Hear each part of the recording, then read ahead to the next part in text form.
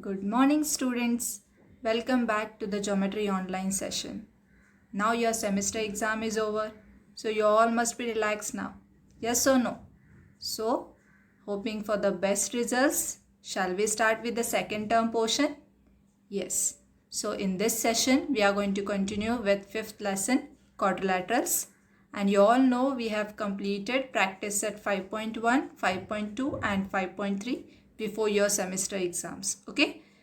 So before continue with this session, let's first recall few important concepts which we have learned in the previous sessions. We have learned that there are different types of quadrilaterals. Which are the different types? Yes, parallelogram, rectangle, square, rhombus and trapezium. Yes, these are the 5 types we have seen with their properties and theorems based on those properties. Okay. Now we have learned about the parallelogram, rectangle, square and rhombus. And today in this session we are going to learn about the trapezium. So this is the figure which I have drawn here. This quadrilateral PQRS is a trapezium. Now how we can find the given quadrilateral is a trapezium? When only one pair of opposite sides of a quadrilateral is parallel, then the quadrilateral is trapezium.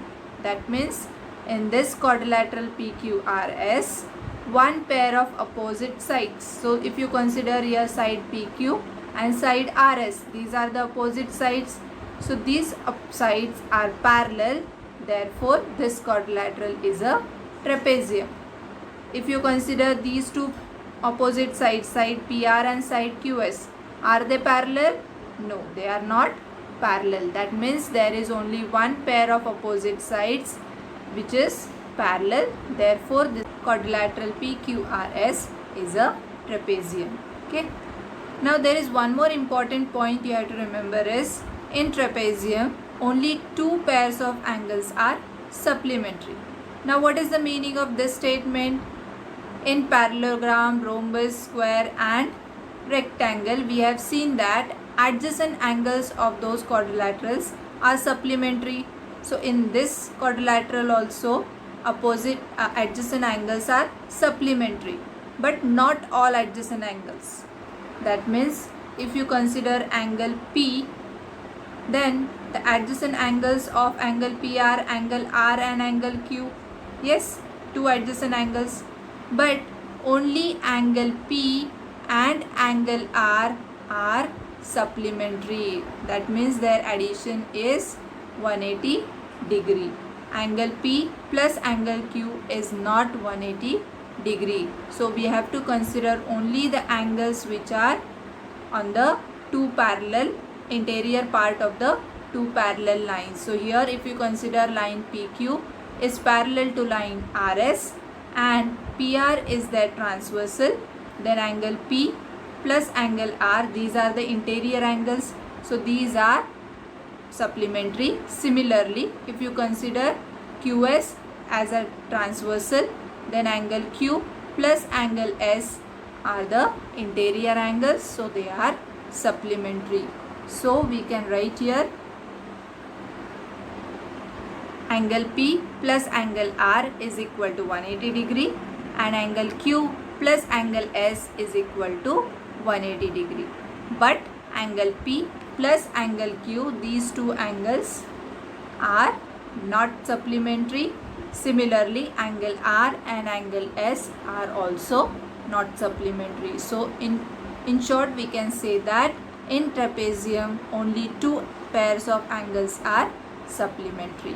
Okay, so this is the difference between the other quadrilaterals and trapezium. Okay, and the segment joining the midpoint of non-parallel sides of a trapezium is called the median of the trapezium. That means if point A is the midpoint of side PR and point B is the midpoint of side QS, then if you draw a segment joining these 2 points, then that segment is called as median of a trapezium. Okay, because side PR and side QS, these are the two non-parallel sides of this quadrilateral and if you join the midpoint of these two sides, then that segment is called as median of a trapezium. Okay, I hope you all are understanding this.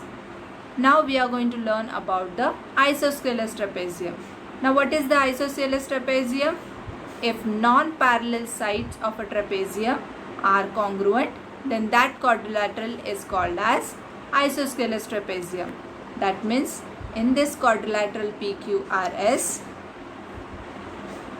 if side PQ is parallel to side SR and side PS is congruent to side QR, then you can say that quadrilateral PQRS is an isosceles trapezium. Okay, hence we can say that if these two sides are congruent, then angle S and angle R, these two angles are also congruent. That means the base angles of an isosceles trapezium are congruent, because we know that angle S and angle R, these are base angles which are on the base side. Okay, so therefore these angles are called as base angles and they are congruent. Okay, so these are the important points you should remember about the trapezium.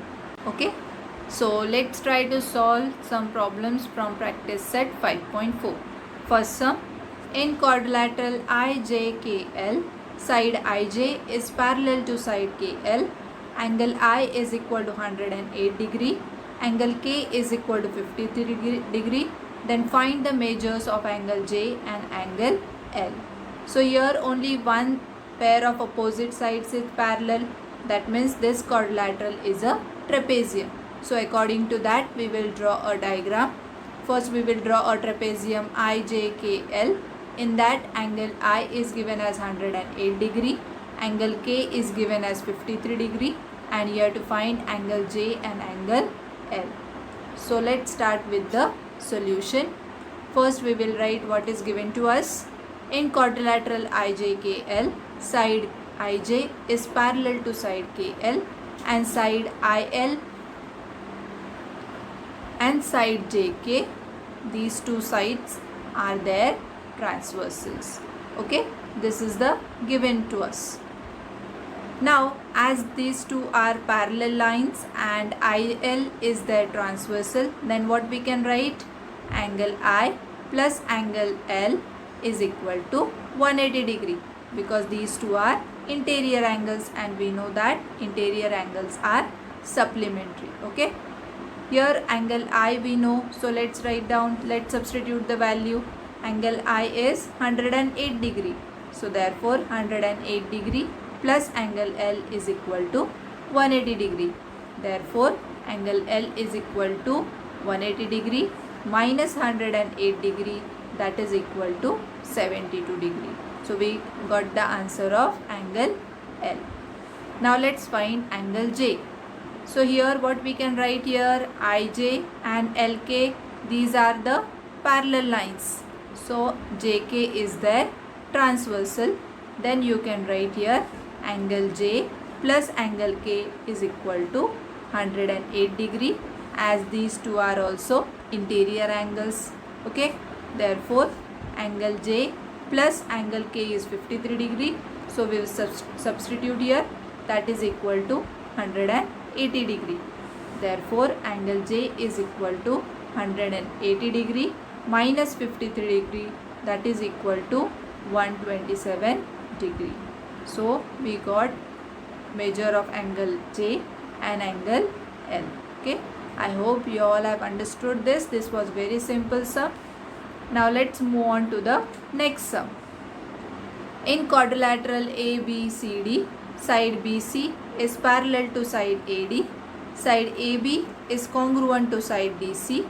If angle A is equal to 72 degree, then find the measures of angle B and angle D. Now this is also very simple one. What is known to us? Side BC is parallel to side AD. That means only one pair of opposite sides are parallel. That means this is a trapezium. So draw a trapezium ABCD. Then what is given to us? Side AB is congruent to side DC. That means non-parallel pair of sides are congruent. Yes, that means this quadrilateral is a isosceles trapezium. Yes, then what is known to us? Angle A is equal to 72 degree. So let's write down here angle A is equal to 72 degree. So what we have to find here? Angle B and angle D. So let's start with the solution. In quadrilateral ABCD, side BC is parallel to side AD and side AB is their transversal. Then what we can write here? Yes, angle B plus angle A is equal to 180 degree. Write the reason as interior angles. Okay, now substitute the value of angle A. What we can write here? 72 degree plus angle B is equal to 180 degree. Therefore, angle B is equal to 180 degree minus 72 degree, that is equal to 108 degree. Now we know angle B. Okay. Then we have to find angle D. Now if you observe this figure, this is the isosceles trapezium, and we know that in isosceles trapezium base angles are congruent. Now what is the base? What are the base angles here? Angle A and angle D. Okay, if you know angle A, we can write angle D. Yes, angle A is equal to angle D. Okay, so now side BC is parallel to side AD and side AB is congruent to side DC. Therefore, quadrilateral ABCD is an isosceles trapezium, and therefore angle A is congruent to angle D, as base angles of isosceles trapezium are congruent. Therefore, angle D is equal to 72 degree. I hope you all are understanding this. Okay. Now let's see the assignment question. Here I have given you one question. In quadrilateral PQRS, side PS is parallel to side QR and side PQ is congruent to side SR. Side QR is greater than side PS. Then prove that angle PQR is congruent to angle SRQ.